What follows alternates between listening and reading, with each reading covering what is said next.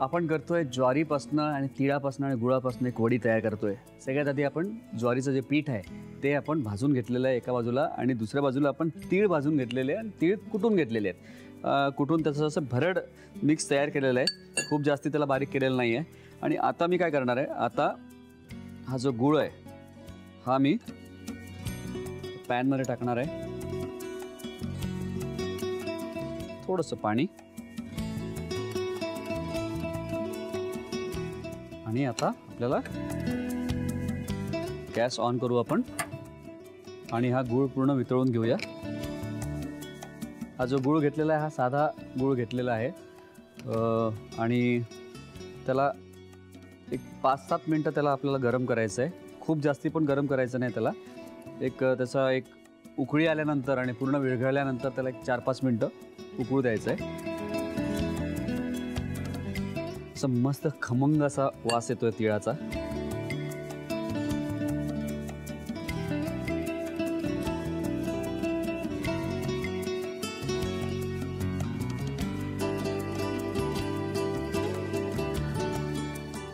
ही स्टीलची प्लेट घेतोय आपण आणि थोडंसं तेल लावून घेऊ खाली, तेल तूप काही पण चालेल।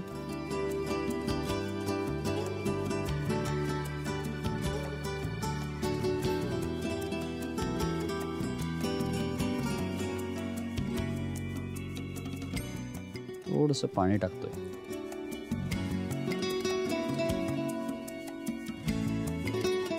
गुळ आता पूर्ण विरघळलेला आहे। याला थोडं एक 2-3 मिनटं आपण त्याला उकळू देऊया।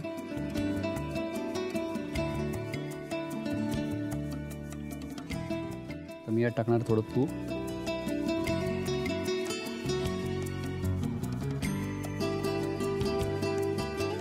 याच्यात आपल्याला टाकायचं ज्वारीचं पीठ, हे जे भाजून घेतलेलं ज्वारीचं पीठ आपण ते टाकणार आहोत।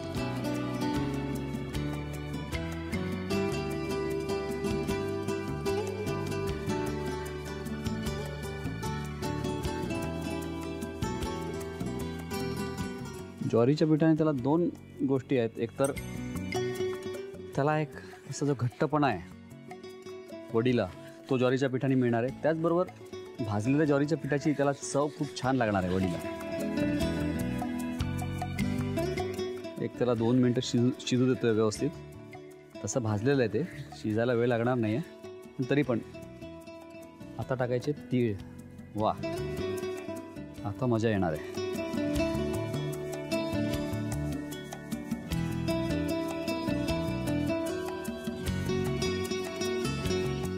थोडंसं पीठ लागेल अजून, आवश्यकतेनुसार आपल्याला ते ॲडजस्ट करायचं आहे। पीठ तसंही भाजलेलं आहे त्याच्यामुळे ते थोडंसं आपण टाकलं तरी हरकत नाही, त्याला फक्त 2-3 मिनटं शिजवून घ्यायचं आहे बस। आता त्याला व्यवस्थित घट्टपणा आलेला आहे आणि त्याला एक 2-3 मिनटं आपण शिजवून आपण या प्लेटमध्ये काढून घेणार आहोत। आता सगळ्यात शेवटी आपण टाकणार आहोत वेलची पूड। वेलची पूड मुद्दामून सगळ्यात शेवटी टाकतोय कारण मध्ये त्याचा फ्लेवर टिकून राहील त्या दृष्टीने। आणि आता गॅस बंद करतोय आणि हे मिश्रण काढणार आहे आपण आता प्लेटमध्ये।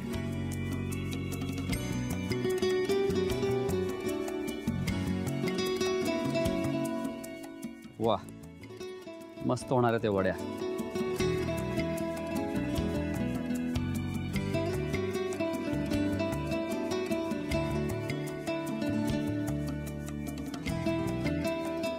याच्यावर टाकू थोडे तीळ,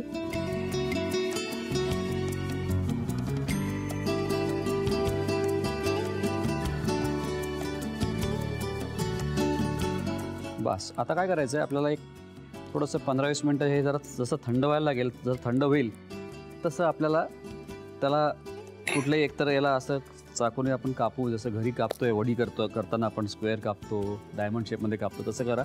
किंवा एखादं कटर असं घेऊन त्याला आपल्याला कट करायचं आहे। कटरने काय थोडासा एक वेगळा शेप मिळतो आपल्याला, तेवढंच, बाकी काही नाही। पण आपण जसे आपण वड्या करतो तसं केलं तरी पण चालेल।